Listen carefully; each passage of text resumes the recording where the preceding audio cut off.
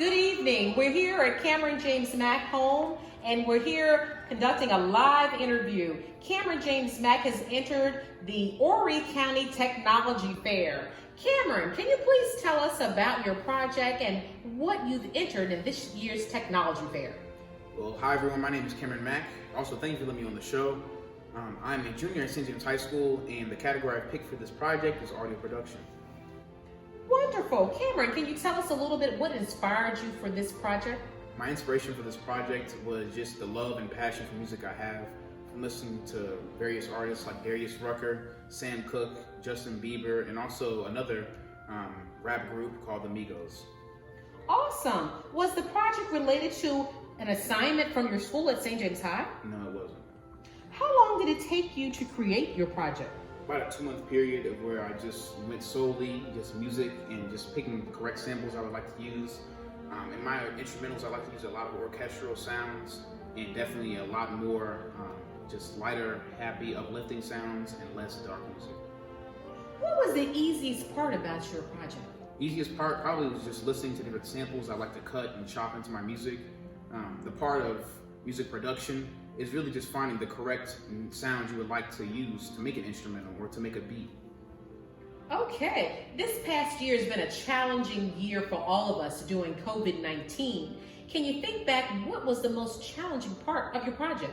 Most challenging part probably would just sharing my creativity with some classmates or even maybe teachers just for their criticism and just seeing, hey, how could I change some of my music around or some of my instrumentals? But also just by saying what I would like to portray in this project, who I would like to share this project with. Some of my loved ones couldn't be here to share the project with because of the pandemic. Cameron, you seem like a very outgoing individual who loves to be creative. Would you say, tell us more about your artistic side?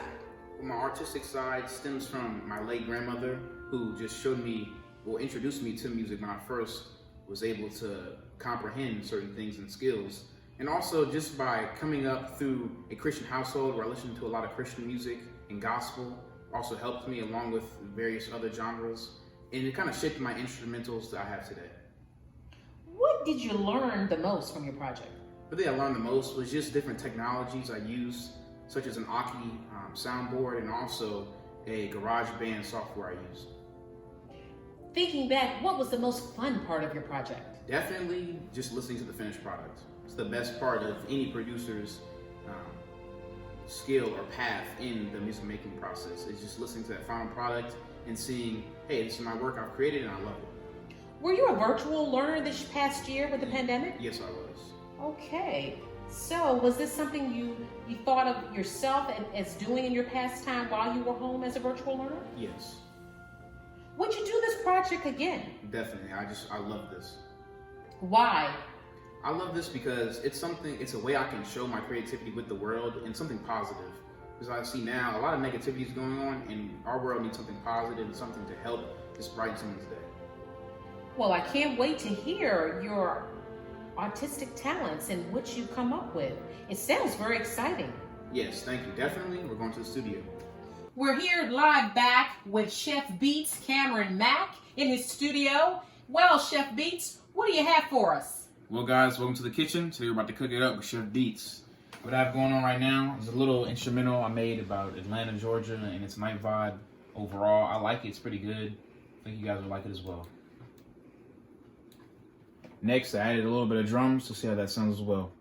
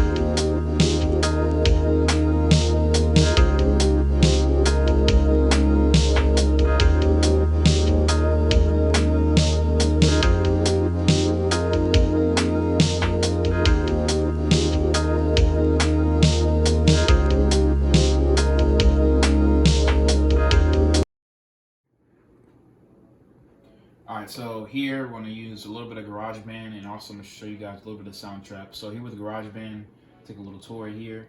You have your loop library. So this is all your loops and everything you have ranging from different genres, like here, house, blues, R&B, hip hop. Also, we have many instrumentals as well. Everything right here, instrumental wise. Also Deceptors, if it's like a groovy beat, dry, anything like that. So these are all my loops I can go through. Some of these are 808 patterns too, so I use some of these as well. But definitely the loops. Definitely loops just for like synths, orchestral. Sometimes I make my own loops. Definitely I made my own using an example. For example, I used the Game Day Peptune. I used a lot of my own personal collection of loops I made over the years from being in band. Made some of those. Also, show you all my other library of music. Save this. Also here, I have all my library that I've been working on. Bring it over here.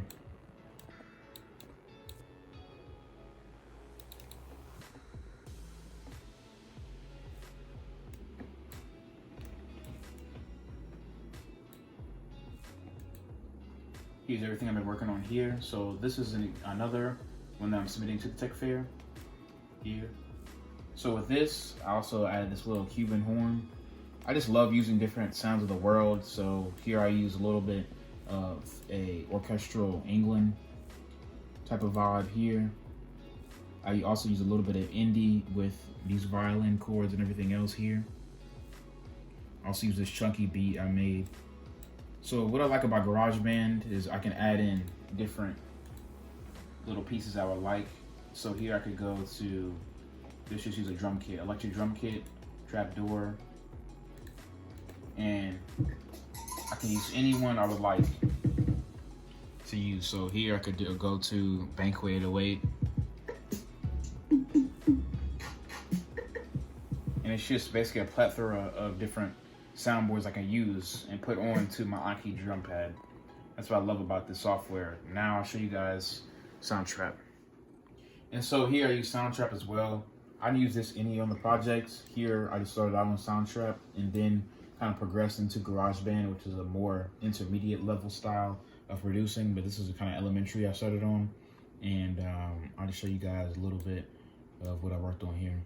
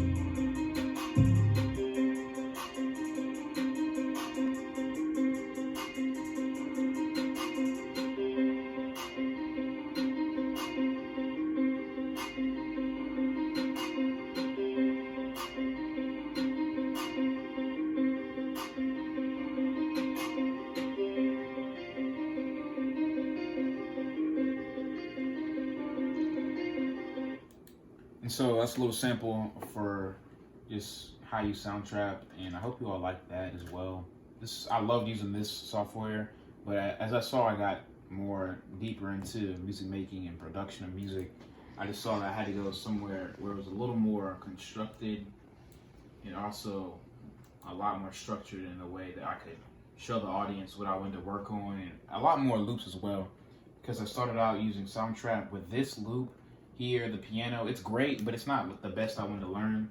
So I had to learn how to use the Cuban horns and also the string instruments as well in order to develop a great sound overall. But yeah, so far I love this, and I love using Soundtrap. It's a great software. I suggest to many users, anyone who wants to use this, definitely start out on Soundtrap. It's free. It's very fun to use, easy. It gives you like recommended loops to use if you want to, or a sound you want to look up. It does sound in the loop library, beats, drums, anything you want to do, it'll let you know. A lot of these I got from a loop called Jetson Made. It's really good. A lot of these claps, 808 patterns I made, definitely with the flute. That's something easy to make on the pad as well. But I just love using these, especially the build-up right here. It's fantastic. It's a great piece to use.